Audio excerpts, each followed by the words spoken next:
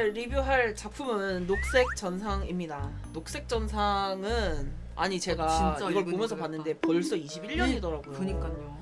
이게 21년 작품이더라고요. 21년부터 시작이 됐던 작품이더라고요. 25년인데 지금. 리뷰를 그래서 시작을 해보도록 하겠습니다. 갑시다. 자, 일단은 공부터 좀 말씀을 드려보자면 네. 공의 매력 포인트부터 이야기를 하고 싶은데 공의 매력 포인트는 쎄함이 가미된 아다 너드남이랄까? 잘 정리했다. 그렇죠. 그러니까 수 하나만을 바라보고 사는 수친놈이고요. 진짜. 그리고 조각 전공생이라 가지고 힘이 좋아요. 존나 무슨 관련이 있겠나 싶지만 힘 줘야 조각이 돼요. 얼마나 힘든 줄 아세요? 진짜 힘이 졸라 깎아야 되고 들어 옮겨야 되고 맞아. 힘이 진짜 좋아야 되는데 역시 전공생이라 힘이 좋아요. 맞아. 그리고 여기 키워드 보시면 대형경공 키워드가 있단 말이에요. 네. 순진공, 대형경공. 네. 근데 다른 순진공, 대형경공을 보면 뭔가 방방강쥐, 대형견 좀 이런 느낌인데 그런 연화공들과는 좀 다른 살짝 좀 묵직하고 조용한 댕댕이 스타일이에요. 얘는 달라요. 그리고 이제 수는 완전 공 같아요. 실제로 공이었 수이기도 하고 얘 직업상 조폭이란 말이죠. 직업상 까칠하고 터프하고 과격하고 등등 한데 진짜 뭐랄까 개새끈빠끈하고요. 존나 가오랑 간지가 개쩔어. 그리고 달코 다른 걸레랍니다. 달코 맞아요. 다른 걸레로 살아와서 수랑 되게 대비되는 모습인데 그게 아주 맛돌이고요. 맞아. 진창에서 막 구르고 구르면서 진짜 힘들고 어렵게 높은 자리까지 올라왔는데 그게 나중에 결국에는 다 자기 자신을 위해서 살려고 자기 자신 잘 되려고 산 게 아니라 공을 위해서 그렇게 열심히 살아왔다라는 그 사실이 이제 좀 미치게 하는 그런 인물이고요. 제 가오가 개쩔어요 진짜. 맛돌이죠. 간지가 진짜. 자, 그리고 이제 여기에 서공이자 빌런인 브랜든이라는 남자가 하나가 나오거든요. 근데 섭공이라고 섭공이라고 할 수 있죠. 섭공인데 빌런이기는 해요. 근데 수를 이 깡패 월드에 자리 잡게 만들어준 소유욕이 개쩌는 개 막돌이 유부 아저씨 공이랍니다.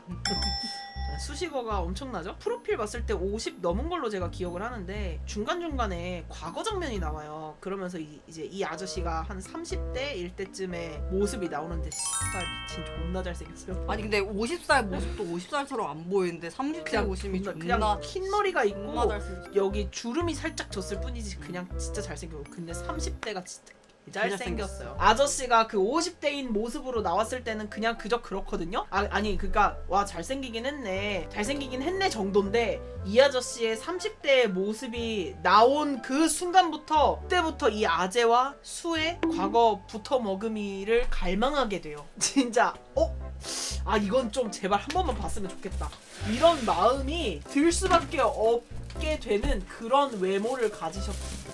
아니 솔직히 나쁜 짓만 좀 덜 했으면 사실 이렇게 그 아저씨랑 둘이 커플이어도 사실 맛돌이었겠다라는 그런 싶은 순간들이 좀 있기는 한데 선을 쌍놈의 새끼라고 선을 너무 시게 넘어버렸어요. 선을 너무 시게 넘어가지고 그냥 바이바이 해야 되는 어쩔 수 없는 그런 인물입니다. 사랑이 좀 많이 삐뚤어지셨어요. 1부만 있는데 역시 2부까지 싹 봐야 되겠다. 2부에서 수떡대가 더 커졌다고 해서 망설였는데 떡대는 문제가 되지 않습니다. 왜냐? 공이 더 크기 때문에. 그건 괜찮아요. 떡대는 문제가 되지 않고 일단 2부까지 보셔야 내용이 완성이 착 되고 그리고 1부에서 부족했던 그런 떡밥들을 회수를 다 하기 때문에 몽리까지 무조건 보셔야 돼요. 2부까지 꼭 보셔야 돼요. 이제 배경이랑 내용을 좀 이제 좀 얘기를 해보자면 관계성이 진짜 맛돌이거든요. 이제 같은 보육원에서 둘이 자랐어요. 같은 보육원에서 공이랑 수가 자랐는데 둘이 나이 차이가 10살이 나요. 공이 34살이고 수가 24살이에요 지금 현재.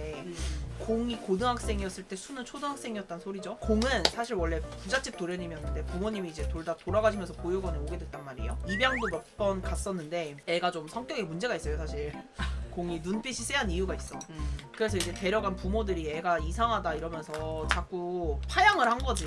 그래서 이제 보육원에서 지냈는데 같이 지내는 친구 하나가 토끼를 선물 받은 적이 있어요. 근데 공이 그 토끼를 되게 좋아했었단 말이에요. 그 토끼를 되게 보고 싶어 했는데 그 친구가 되게 싫어했거든요 보는 거를. 근데 이제 속상해하는 이제 공을 보고 그 당시에 고딩쯤 됐던 수가 원하는 게 있으면 손 놓고만 있지 말고 뭐라도 해라고 조언을 해주면서 이제 공한테 말을 건 적이 있어요. 그래서 공이 그때 처음으로 뭔가 토끼를 가지고 싶다라는 그 갈망에 점토로 처음으로 이제 조각을 하게 됐고 그때를 계기로 이제 조각 전공생이 됐던 거예요 얘는. 그때부터 공은 이제 자기한테 뭐라도 하라고 조언을 해준 그 형 있잖아요, 수를 졸졸 쫓아다녔고, 수도 이제 그런 어린 공을 받아주면서 둘이 되게 애틋하게 지냈단 말이에요. 둘이 막 얘기도 하고. 근데 이제 보육원 얘기가 보통 소설에서 나오면 대체로 보육원장이 개쓰레기로 나오는 경우가 많은데 여기서도 마찬가지예요. 보육원장이 존나 개쓰레기고요. 수는 이제 어린 공을 지키기 위해서 원장을 죽이게 돼요 나중에. 그리고 이제 수가 보육원을 떠나면서 둘이 헤어진단 말이에요.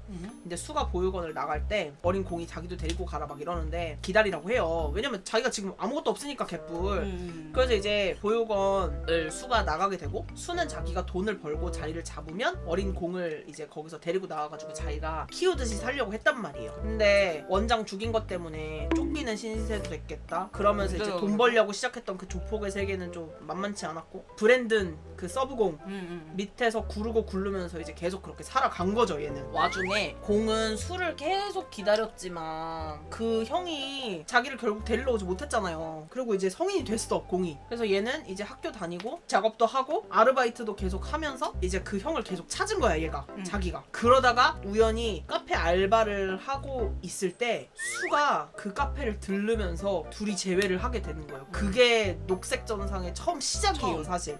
처음에 그 만나면서 시작을 하다 보니까 공이 왜 저렇게 수한테 집착을 하지? 왜 자기가 찾던 사람을 찾은 것처럼 행동을 하지? 라고 의문이 처음에 드는데 그게 이래서 그랬던 거예요. 걔 대단한 얼빠인 줄 알았어. 내 이상형을 찾았다. 저 이런 것처럼. 그치? 그래가지고. 근데 이제 거기서 이제 좀 흥미로운 게 공은 수를 기억을 해요. 근데 수가 공을 기억 못해요. 근데 그게 이유가 있는 게 수가 몸담고 있는 그 조직이 몽리라는 마약 유통을 한단 말이에요. 그 마약을 다루는데 마약 부작용이 기억 상실이에요. 먹으면 기분도 좋아지고 자기가 원하는 환각도 볼 수 있는데 문제는 기억이 이제 조금씩 사라지는 거지. 근데 수는 거기서 일을 하면서 이제 마약을 접하게 되는 거예요. 그리고 막 거기 있는 조직원들이랑 막 하고 잠도 자고 몸을 막 굴릴 대로 굴리고, 그러다가 이제 형님으로 모시고 있던 그 브랜든 아저씨한테도 당하게 되고, 이제 그 아저씨는 이제 얘를 소유하고자 하는 마음에 점점 얘를 약에 약에 막 절여놓고 막 그래서 얘가 쉬우니까. 그래서 얘가 기억을 막 조금씩 잃고 있던 거죠. 그렇게 해서 기억을 조금씩 잃었어요. 근데 또 그게 끝이 아니라 브랜든 아저씨가 조직에서 이제 힘을 키울 만큼 이렇게 키우더니 배신을 때리고 나가요. 배신을 쳐 때리고 나가더니 지 회사를 하나를 차려요. 그 과정에서 이제 수한테 자기랑 같이 가자고 제안을 하는데 현 조직을 절대 배신할 생각이 없었어요 수는. 그래서 바로 거절을 때리거든요. 근데 그게 마음에 안 든 거야 이 사람은. 자기랑 같이 나가야 되는데 마음에 안 드니까 배신을 때린 건 본인이면서 그 모든 거를 다 수한테 뒤집어 씌운 거예요. 수한테 다 뒤집어 씌우고, 수는 이제 그때 그 오해를 풀기 위해서 조직의 이름까지 등에 흉터로 막 남기면서 현 조직에 막 충성을 맹세를 한단 말이에요. 그리고 막 약도 끊으려고 엄청 노력하고 이제 완전 이 사람한테는 등을 돌린 거지. 그렇게 진짜 고생 생고생을 해가지고 지금 2인자 자리까지 올라온 거란 말이에요. 근데 그 과정에서 어린 공에 대한 기억을 이제 조금씩 잃었던 거고, 그러니까 둘이 만났을 때 기억을 못했던 거지. 근데 그렇게 이제 엇갈린 첫 만남 이후로 공은 그 사람이 누군지를 아니까 자기 조각상 모델이 돼달라라는 빌미로 이제 수를 계속 만나는 거고, 수는 마침 내 욕구를 풀 상대도 필요했는데 너무나 내 취향인 인간의 너무나 내 취향인 빅기둥을 가진 어린 대학생이 있는 거야. 그러니까 이제 몸풀기용으로 계속 만나야 되겠다라고 마음을 먹은 거죠. 그렇게 해서 둘이 이제 조금씩 계속 주기적으로 한 번씩 만나고 막 이랬었는데, 수가 지금 몸담고 있는 그 조직이 따내려고 하는 땅이 하나가 있어요. 근데 왜냐면 그 땅 속에 몽리가 그 마약이 겁나게 묻어져 있어요. 근데 그걸 또 어디서 노리냐? 이 아저씨 회사에서도 순의 조직이랑 둘 다 이제 혈안이 돼가지고 그 땅을 살려고 하는 거예요. 근데 순의 조직 대빵은 한번 이제 오해를 받아가지고 수가 전에 조직을 배신한 이력이 있다 보니까 그것까지는 이제 처음에 얘기를 안 해주려고 하다가 이제 브랜든 아저씨가 수를 데리고 와서 너 진짜 너네 대빵이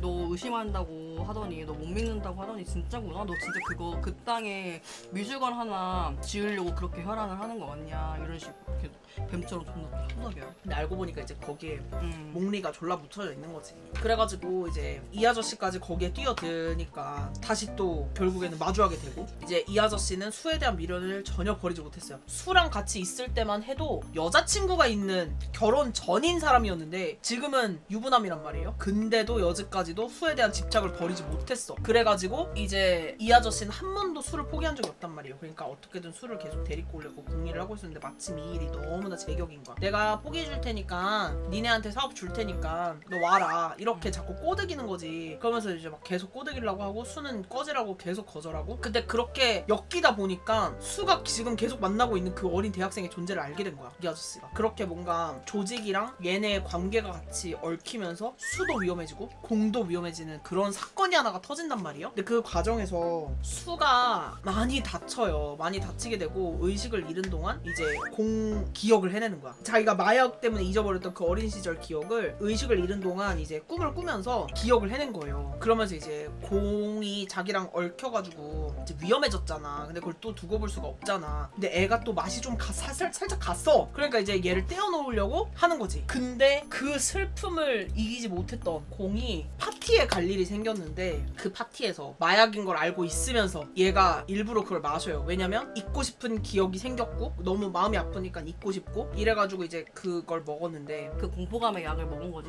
근데 이제 그 약이 한 번 먹으면 후유증이 진짜 심하대요. 그래가지고 공이 약 그날 먹고 이제 제정신 아닌 상태로 환각을 보고 그렇게 길바닥에 이렇게 널브러져 있는 거를 하필 또 브랜든 아저씨가 주워. 공을 주워가지고 얘 걔랑 같이 다니는 애네? 하면서 얘한테 정신없는 공한테 막 속삭이는 거야. 수는 원래 아무나 하나랑 붙어먹는 애라고. 그리고 걔는 강압적으로 하면 좋아한다고 이러면서 진짜 말도 안 되는 소리를 또 짓거려 놓은 거예요. 근데 공이 그 정신없는 와중에 그걸 듣고 이제 헬레벨레 하고 있었고 그 브랜든 아저씨는 얘를 주워다가 일부러 순의 집에 갖다 놓으면서 내가 너한테 선물 하나 갖다 놓는다? 이러면서 일부러 계속 긁는 거지 신경을. 그래서 수가 얘를 이제 공을 딱 만났는데 공은 막 제정신을 못 차리고 있고 약한 거 같고 근데 얘는 또 약을 한 상태여가지고 살이 분별이 안 되니까 이제 공을 막 진짜 너무 막 과격하게 다뤄버린 거예요. 이 정신없는 틈에서 막 정신없이 진짜 막 괴롭힌단 말이에요.